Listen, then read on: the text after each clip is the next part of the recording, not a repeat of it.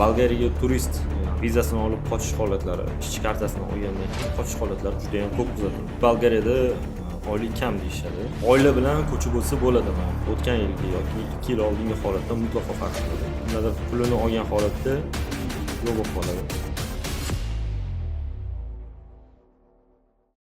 Bolgariyaga ishchi vizasini olish uchun qancha muddat ketadi va nima uchun Bolgariyaga hujjat topshirishdan oldin yaxshilab o'ylab ko'rish kerak? Birinchi navbatda Bolgariyaga ishchi vizasini olish uchun ketadigan muddat 4 oydan 10 oy yoki undan ortiq bo'lishi mumkin. Bunga hammasiga sabab Bolgariyada hujjatlar yig'ish tartibi nisbatan boshqa davlatlarga qaraganda boshqacha. Bolgariyaga birinchi navbatda hujjat fizikiy chiqib ketadi. Ya'ni xalqaro pochta xizmatlari orqali yuboriladi.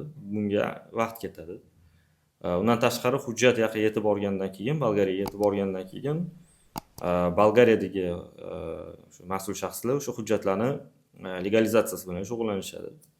Buni hammasi o'ziga yarasha vaqt oladi. Undan tashqari ishchilarning yashash joylari, bularni hammasini migratsiyaga ko'rsatib berishlik kerak. Korxona rahbari ham, ya'ni ish beruvchi ham mas'ul shaxslar bilan shu hujjat orqasida yugurishadi. Buni hammasi yetarlicha vaqt oladi. Hamma hujjatlar yig'ilib migratsiyaga taqdim qilingandan keyin migratsiya o'zini reglamenti asosida, reglamentda belgilangan tartibda hujjatlarni ko'rib chiqib, ma'lum shaxs uchun Bolgariya hududida ishlash uchun ruxsatnoma xatini beradi. Endi nima uchun Bolgariyada ishlash uchun Bolgariyaga hujjat topshirishdan oldin yaxshilab o'ylab ko'rish kerak degan savolga 4 oydan 10 oy yoki undan ortiq bo'lgan vaqt ketishi mumkin viza olishgacha. Bu kichkina muddat emas.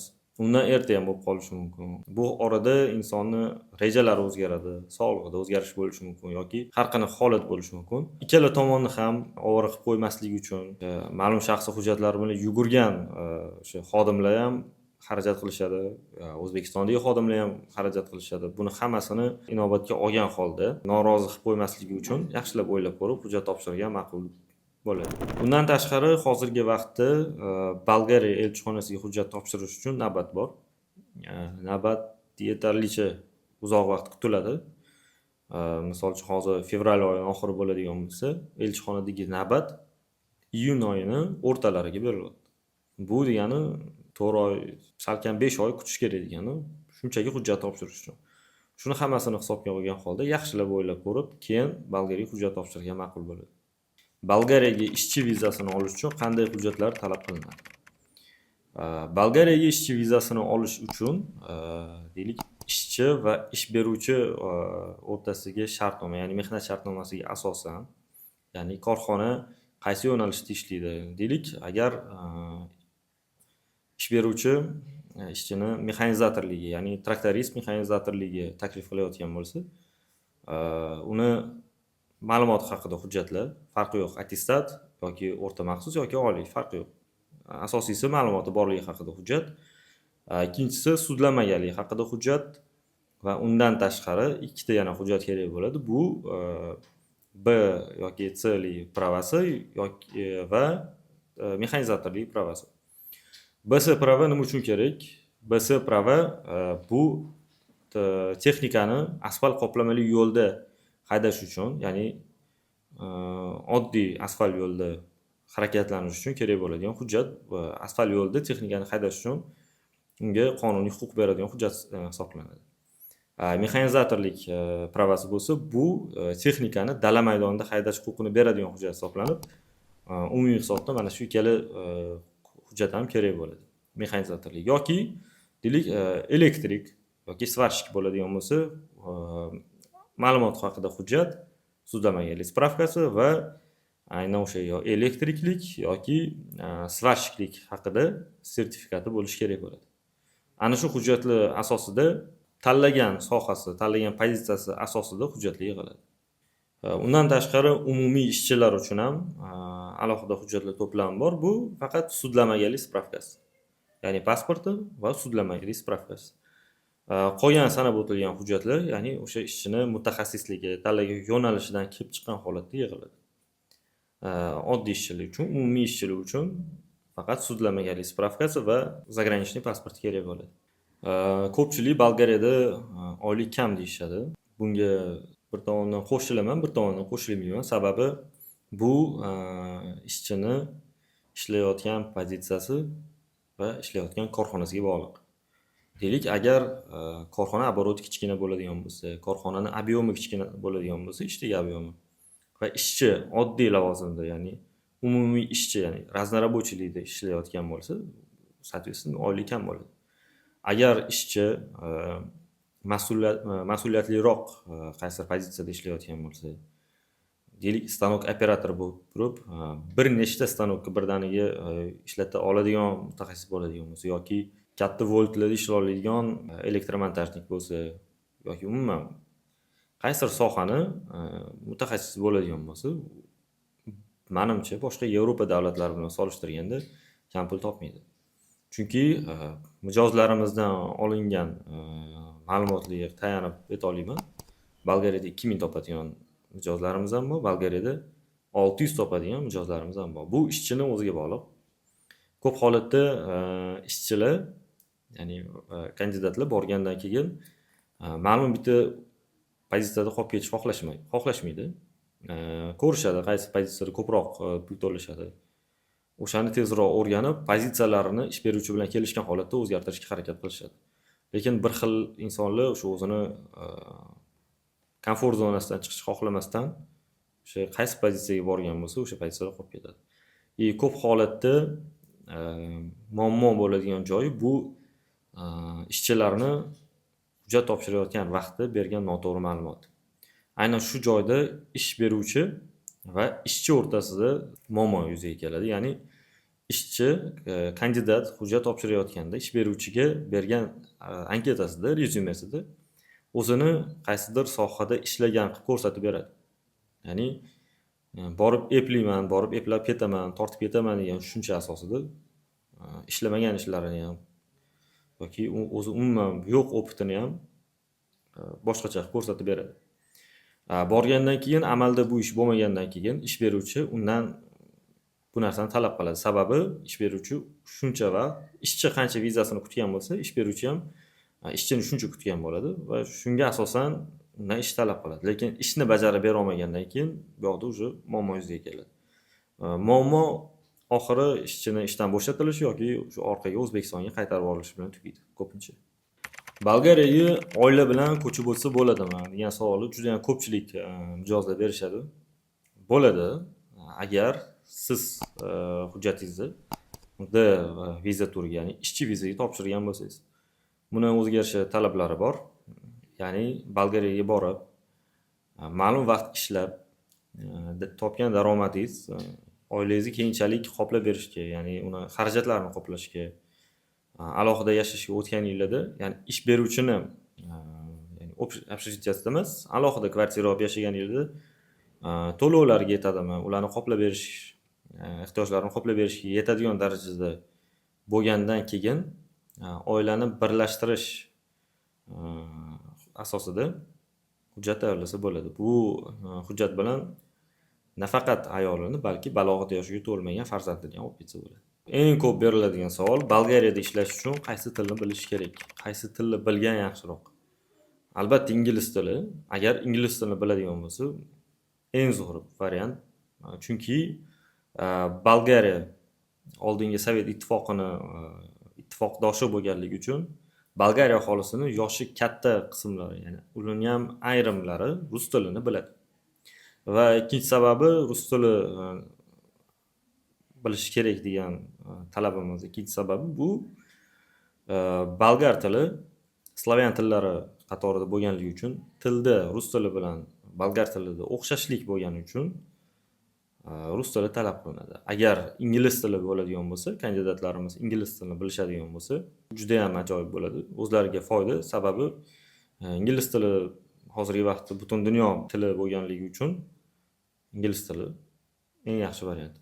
Lekin Bolgariyada ishlatiladigan yana bir til bor, bu turk tili. Ayrim regionlarida, bu Turkiya bilan chegaradosh bo'lgan regionlarda ko'proq. Misol uchun, Burgasda ko'p turklar bor, Plovdivda, shunga yaqin regionlarida turk tili ishlatiladi. Ko'pchiligiga ma'lum, oldin Bolgariya bilan qiziqqan insonlar bo'ladigan bo'lsa, Bolgariyada ish beruvchi ishchilarning ko'p ehtiyojlarini qoplab berishar edi, deb to'g'riroq bo'ladi. Chunki ilgari Bolgariyada ish beruvchilar har bir kandidatni aviabiletlari, avtobus biletlari, sug'urtasi, yashash joylari, kommunal to'lovlarini ham qoplab berishardi. Hozirgi vaqtga kelib bu qisqargan.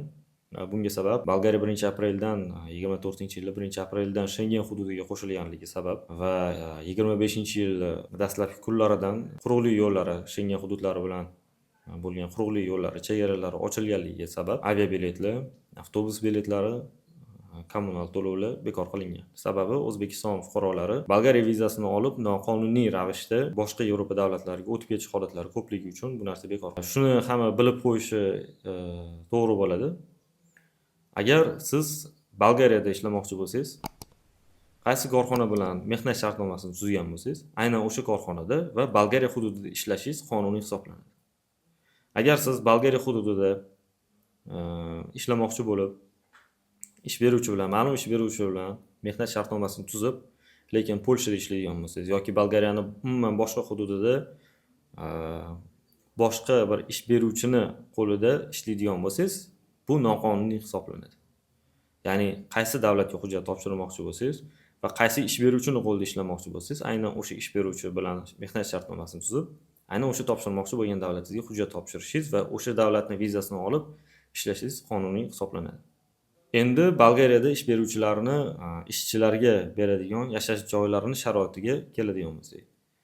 Bu yashash joyini sharoiti o'sha mehnat shartnomasi tuzilgan ish beruvchining korxonasini deylik moliyaviy imkoniyatdan kelib chiqqan holatda bo'ladi. Agar ish beruvchi o'rta darajadagi fast food tarmog'i bo'ladigan bo'lsa, ya'ni tez tayyorlanadigan o'sha ovqat fast food tarmog'i bo'ladigan bo'lsa, yashash joyi ham shunga yarasha bo'lishligi mumkin. Ya'ni demoqchiman, lyuks bo'lmasligi mumkin. Yashasa bo'ladigan yaxshi tom yopiq, issiq, yuvinsa bo'ladigan issiq suv, sovuq suv bor joy bo'ladi. Agar korxona deylik katta bo'ladigan bo'lsa, deylik hozir Bolgariyada Germaniyaga tegishli bo'lgan Liebherr degan korxona bor. Xolodilnik, umuman bitovoy texnika ishlab chiqaradi. Ushbu korxonaning yashash joylari juda ham ideal, lyuks degan bo'ladi. Agar ishchilar ko'zi bilan qaraydigan bo'lsak, sababi xonada ikkitadan odam yashaydi. Xonaning ichida o'zining sanuzullari bor, dushlari bor. Sharoit juda ham yaxshi. Agar nimaga yaxshi? Chunki korxonaning ob'yemi katta. Korxona xalqaro darajadagi korxona. Bu korxona ishchilari uchun, ishchilar yaxshi ishlash uchun hamma sharoit qilib bergan. Demoqchiman, yashash sharoiti doimiy yaxshi bo'lishini kutish noto'g'ri. Yashash joyini lyuks bo'lishligini kutish noto'g'ri. Sababi maqsad xorijda ishlash bo'lgandan keyin korxonani moliyaviy ahvoli, uni darajasidan kelib chiqqan holatda ish beruvchi o'zi yashash joy bilan ta'minlab beradi. Kommunal to'lovlari ishchilarning o'zidan. Bu o'rtacha 30 yevrodan 50 yevrogacha bo'lishligi mumkin oyiga. Undan ortmaydi. Oziq-ovqat masalalari Bolgariyada ayrim ish beruvchilar yordam berishadi, lekin hozirgi vaqtda ko'p ish beruvchilar bundan ham bosh tortishgan. Har bir ishchi o'sha o'zi xonadoshlari bilan birgalikda ro'zg'orini qilishadi. Boya aytib o'tganimdek, qaysi davlatda ishlash kerak bo'ladigan bo'lsa, qaysi davlatda ishlamoqchi bo'ladigan bo'lsangiz, o'sha davlatni elchixonasiga, o'sha davlatdagi ish beruvchi bilan mehnat shartnomasini tuzgan holatda ishlashingiz qonuniy hisoblanadi dedim. Lekin oxirgi vaqtda Bolgariya Schengen hududiga qo'shilgandan keyin Bolgariyaga turist vizasini olib qochish holatlari yoki mehnat vizasini olib turib qochish holatlari, ya'ni kartasini, Bolgariya ishchi kartasini olgandan keyin qochish holatlari juda ham ko'p kuzatilmoqda. Bu ta'sirini ko'rsatmasdan qolmaydi. Hozirgi vaqtda Bolgariya elchixonasini O'zbekiston fuqarolariga viza berish va hujjatlarini ko'rib chiqish vaqt qiymatiga olib qaraydigan bo'lsak, o'tgan yilgi yoki 2 yil oldingi holatdan mutlaqo farq qiladi. Bu sun'iy ravishda ko'rib chiqish vaqtlarini cho'zilishiga olib kelgan. Hozirgi holatda o'sha aytganimdek 4 oydan 10 oygacha vaqt ketadi. O'tgan yili yoki 2 yil oldingi holatda aytadigan bo'lsak, 3 oy 4 oyda vizasini olib ketishardi. Bu ya'ni noqonuniy migratsiya holatlari ko'pligi uchun, qochib ketish holatlari ko'pligi uchun Bolgariya xavfsizlik xizmati, Bolgariya migratsiyasi, elchixona har bir kandidatning hujjatlarini o'rganib chiqqan holatda viza berish bermaslik choralarini ko'rishyapti. Endi agar noqonuniy ravishda Bolgariya vizasini olib turib boshqa davlatdagi qochish holatlari ko'payadigan bo'lsa, keyinchalik Bolgariyaga hujjat topshirmoqchi bo'lgan O'zbekiston fuqarolari, nafaqat O'zbekiston, balki O'rta Osiyo fuqarolari uchun bu ertaga viza ola olmaslik holatlari ham bo'lib qolishlik mumkin. Endi nima uchun Bolgariyadan qochishadi? Va Bolgariyadan qochgandan keyin ko'p holatda nima uchun sarson bo'lib qolishadi? Polsha bu O'zbekiston fuqarolari oladigan bo'lsak, Polsha eng ko'p qochish holatlari Polshaga bo'ladi. Sababi Polshada hujjat qilib berish taklifini qiladigan asosan Ukraina fuqarolari yoki o'zimizning O'zbekiston fuqarolari ham ko'p holatda taklif qilishadi. Lekin bu yordamni har doim ham ko'rsatib berishmaydi. Kimlardir pulini olgan holatda yo'q bo'lib qoladi. Kimlardir qilib beradi. Sarson bo'lishga asosiy sabab bu vizani srogi tugab qolishi. Ikkinchisi pul berib pulni qaytarib ola olmasligi. Ya'ni hech qayerga murojaat qila olmaydi. Sababi o'zi birinchi navbatda noqonuniy ravishda o'sha davlat hududida yuribdi, o'sha davlat hududida ishlamoqda va unga qonuniy yordam berishlari uchun hech qayerga murojaat qilisha olmaydi. Agar murojaat qilgan taqdirda ham o'sha davlat politsiyasi birinchi navbatda uni o'ziga chora ko'radi. Ya'ni nima asosida? Bu noqonuniy ishchi tashkilotchisi birinchi o'rinda o'zingsan. Agar senga o'xshaganlar bo'lmaganda bunaqa noqonuniy ishlar harakatlar bo'lmasdi degan sabab bilan uni o'ziga chora ko'rishadi. Shuning uchun qaysi davlatda ishlamoqchi bo'lsangiz, qaysi davlat ish beruvchisi bilan mehnat shartnomasini tuzgan bo'lsangiz, o'sha davlatda ishlashingiz va o'sha davlatga viza olishingiz qonuniy hisoblanadi. Mahalliy aholi va ish beruvchi Bolgariya hududiga kelgan ishchilarga qanday munosabatda? Bu savolni ham ko'p berishadi. Birinchi o'rinda bu ishchini o'zini tutishiga bog'liq. Ishchini o'zini qanaqa holatda tutadigan bo'lsa, ish beruvchi ham shunga yarasha javob beradi. Shunga yarasha unga muomala qiladi. Mahalliy aholiga keladigan bo'lsa, Bolgariya aholisini mana shaxsan o'zi yiliga 2-3 marta Bolgariyada bo'ladigan bo'lsa, hali biron marta Bolgariya fuqarolari bilan ziddiyatga borgan joyim yo'q. Har doim yaxshi, hamma kulib yuradi. Ayniqsa kurort zonalarida hammasi yaxshi. Bolgariyani ko'pchilik Rossiya bilan solishtirgan holatda so'rashadi. Odamlar munosabati qanaqa deb. Agar Rossiya bilan solishtiradigan bo'lsak, yer bilan osmon. Bolgariya Yevropa hududiga kiradi. Yevropa birinchi o'rinda inson huquqlari, inson qadri bo'yicha birinchi darajada turadigan davlatlar qatoriga kiradi, Yevropa davlatlari. Rossiya bilan solishtirish xato deb bilaman. Chunki Rossiyada O'rta Osiyo fuqarolariga qanaqa munosabatda bo'lishligi, bu hujjat bilan bog'liq masalada bo'lmasin yoki o'zi umuman har qanaqa holatda ham Rossiyada o'zi umuman faqat O'rta Osiyo emas, muhojirlarga nisbatan muomala juda ham boshqacha, yomon. Bolgariyada bunaqa tushuncha yo'q, bunaqa odam ajratish degan holatlarni hali ko'rganim yo'q. Endi hamma uchun javob berish noto'g'ri. Har doim hamma joyda hamma narsa yomon ham bo'lavermaydi. Har doim ham hamma narsa yaxshi ham bo'lavermaydi. Bir ikkita odamlar bo'lishi mumkin, lekin umumiy holatda oladigan bo'lsam, Bolgariyada hali biron marta unaqa holatga duch kelmaganman. Oxirgi paytda eng katta muammoga aylanayotgan holat bu Bolgariyaga hujjat tayyorlash va Bolgariyaga hujjat topshirayotgan odamlarni aldanib qolish. Bolgariyaga muddat cho'zilganligi sabab ba'zi bir insonlar Bolgariyaga tez orada, tez vaqt ichida hujjat qilib beraman deb insonlardan ma'lum miqdorda pul olishadi, boshqa qilishadi, lekin Bolgariyaga viza olish uchun, ishchi vizasini olish uchun hujjatni bir necha turi bor. Ya'ni D viza olish uchun hujjat topshirmoqchi bo'lsangiz, 24I, 24K turidagi ruxsatnoma xatlari bor. Buni farqi bor. 24I hujjati bu 1 yildan 3 yilgacha bo'lgan muddat asosida Bolgariyada ishlash huquqini beradigan hujjat. Bu o'sha aytganimdek 4 oydan 10 oygacha cho'zilishi mumkin bu hujjatni olish. 24K bu 4 oydan 6 oy yoki 9 oygacha ishlash huquqini beradigan hujjat va deklaratsiya bor. Deklaratsiya bu 1 haftada qo'lga kiritsa bo'ladi bu hujjatni, lekin bu hujjat asosida Bolgariyada uzoq vaqt ishlash mumkin emas. Bu hujjat asosida faqat C vizani qo'lga kiritishlik mumkin. C viza bilan asosan hozirgi vaqtda biz faqat talabalarni work and travel dasturi asosida talabalarni yozgi ta'tillarida Bolgariya kurort zonalariga ishlashga jo'natamiz.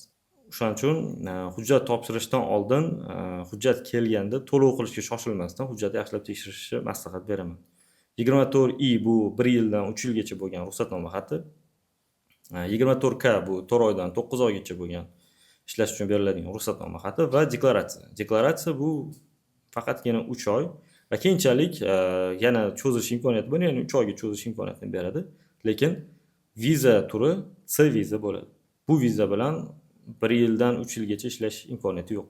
Bolgariya yoki Yevropaning boshqa davlatlari bilan bog'liq savollaringiz bo'lsa kommentariyada qoldiring va bizga obuna bo'lib qo'yishni unutmang, chunki keyingi dasturlarimizda boshqa davlatlar bo'yicha mavzuni ko'tarib chiqamiz.